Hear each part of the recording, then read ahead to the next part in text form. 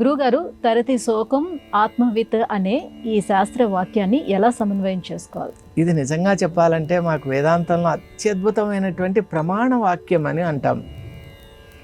ప్రమాణ వాక్యం అంటే ఏమిటి అంటే, ఏ వాక్యం అయితే మిగతా అన్ని వాక్యాలను కూడా నడిపించగలిగే శక్తి ఉంటుందో, ఏ వాక్యాన్ని గనక మనం అనుసరించి అన్వయించుకొని సమన్వయించుకుంటే గనక మిగతా వాక్యాల యొక్క అంతర్దృష్టి మనకు కలుగుతుందో, అటువంటి మహావాక్య సదృశమైనటువంటి ప్రమాణ వాక్యమే తరతి శోకం ఆత్మవిత్ అని. ఎంత చక్కగా ఉంచాడండి. తరతి అంటే దాటిపోతాడు, తరతి శోకం. శోకం అంటే ఈ యొక్క ప్రపంచం యొక్క పరిస్థితి ఏమిటి అంటే, భగవద్గీతలో శ్రీకృష్ణ పరమాత్మ ప్రపంచానికి 2 లక్షణాలు చెప్పాడమ్మా. అదేమిటి అంటే దుఃఖాలయం అశాశ్వతం అని చెప్పాడు. అదేమిటి అంటే దుఃఖాలయం, ఈ ప్రపంచము దుఃఖానికి నిలయం ఆలయం అని చెప్పాడు.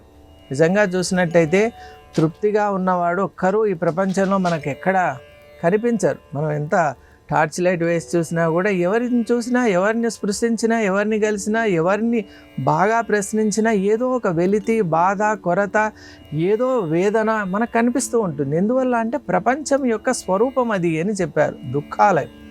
సరే, ఇది దుఃఖాలయం అయినా పర్వాలేదు, మనం ఏదో మనకు కావలసినవి మనం సాధించుకోవచ్చు కదా అంటే, ఎంత సాధించుకున్నా అశాశ్వతం అని 2వ మాట చెప్పారు. ధనం సాధించుకున్నా అశాశ్వతమే, పేరు ప్రఖ్యాతులు ఇవి ఏవి తీసుకున్నా కూడా అశాశ్వతమైనటువంటి, దేహంతో ఇవన్నీ వెళ్ళిపోతుంటాయి.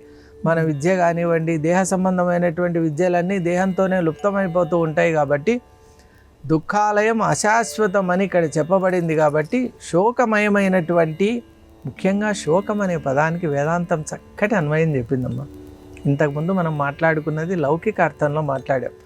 అసలైనటువంటి వేదాంత గర్భితమైనటువంటి అర్థం శోకానికి ఏమి అంటే పరిమితం అయిపోవడం. నిజంగా పంజరంలో ఉన్నటువంటి రామచిలుక దానికి ఎంత ఆహారం ఇచ్చినా ఏం చేసినా అది ఆనందంగా ఉండలేదు కదా. పరిమితం అంటే దాని యొక్క ఇంత స్పేస్లోనే ఉండాలి అనేటువంటిది ఉంది. అలాగే నీటిలో ప్రవహించే ఆ నీటిలో ఉన్నటువంటి ఆ చేపను తీసుకొచ్చి మనం పైన ఉంచామనుకోండి, ఆనందంగా ఉండదు, దానికి నీరే ప్రధానం. అలా మనిషికి నిజంగా చెప్పాలి అంటే తన యొక్క ఆత్మస్థితి అయినటువంటి అనంతత్వమే తన స్వరూపం. ప్రతి మనిషి కూడా అనంతత్వమే స్వరూపం. కాబట్టి తన స్వరూపమైన అనంతత్వాన్ని తెలుసుకోవాలి. దీనికి దృష్టాంతం కూడా ఒకటి ఉంది. ఒక మహారాజు కుమారుడు ఉంటాడు. ఆ చిన్నపిల్లవాడు, వాళ్ళకు ఒక ఉద్యానవనం ఉంటుంది. ఆ ఉద్యానవనంలో ఆయన ఒకరోజు వెళ్తూ ఉంటే ఒక జలాశయం చూస్తాడు. అందులో ఒక మంచి చేప ఉంటుంది, రకరకాల వర్ణములతో ఉండి. ఆ పిల్లవాడు ఏమనుకుంటాడంటే, దీనితో నేను స్నేహం చేయొచ్చు, చిన్నవాడు కదా అని దాన్ని తీసుకొచ్చి తన సింహాసనం మీద కూర్చోబెడతాడు. అది ఎంతసేపు నీటిలో నుంచి రాగానే పాపం తహతాలాడిపోతూ ఉంటుంది, ఆక్సిజన్ కావాలి కదా. ఇతను బాధపడుతూ ఉంటాడు, చిన్నపిల్లవాడు. అయ్యో, మధుర పదార్థాలు తెచ్చిపెడతాడు, తాను తాగే పానీయాలన్నీ ఇస్తాడు, ఏమిచ్చినా వింజామరులతో వేయిస్తాడు, అయినా అది బాధపడుతూ ఉంటుంది. అప్పుడు అటుగా వెళ్తున్నటువంటి మంత్రి చూసి, ఏం బాబు అలా బాధపడుతున్నావు అంటే, ఈ చేపతో నేను స్నేహం చేయాలనుకున్నాను, సింహాసనం మీద ఉంచి అన్నీ ఇచ్చినా కూడా అదేదో తీవ్రమైన బాధపడుతుంది, నేను చూసి సహించలేకపోతున్నాను అంటే, అప్పుడు ఆయన గ్రహించి అడుగుతాడు, పెద్దవాడు కాబట్టి, నీవు అది నీ స్నేహితుడు ఆనందంగా ఉండాలి అని నీవు అనుకుంటున్నావా అంటే నిశ్చయంగా అనుకుంటున్నా. అయితే వెంటనే దాన్ని నీవు ఎక్కడి నుంచి తెచ్చావో అక్కడే వదిలిపెట్టువాడు. సరే అని చెప్పి అది తీసుకెళ్ళి జలాశయంలో వదలంగానే ఆనందంగా అలా వెళ్ళిపోతుంది. అప్పుడు ఇతను కూడా సంతోషపడతాడు. ఇది వినడానికి ఒక చిన్న కథలాగా ఉన్నా మనం నిజంగా ఎదుర్కొంటున్నటువంటి ప్రశ్నకు సమాధానం ఇది.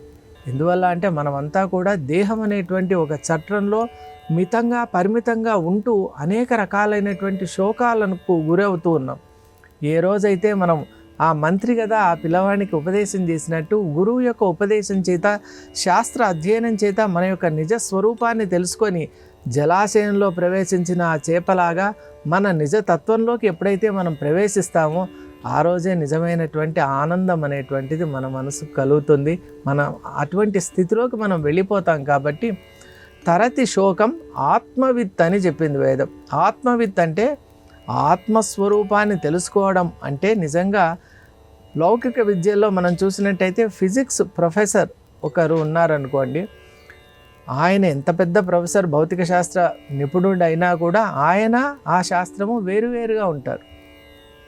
అలా ఇక్కడ బ్రహ్మ విద్యలో అలా ఉండదు, తానే బ్రహ్మమైపోతూ ఉంటాడు.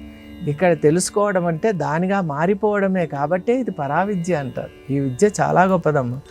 అలా ఇక్కడ తరతి శోకం ఆత్మవిత్ అంటే ఆత్మతత్వాన్ని తెలుసుకోవడం కాదు, తానే ఆత్మగా భాషించడం. ఎప్పుడైతే అలాంటి స్థితి కలుగుతుందో అప్పుడు శోకం ఉండే అవకాశమే లేదు. ఎందువల్ల అంటే ఏకత్వమే ఉంటుంది కాబట్టి.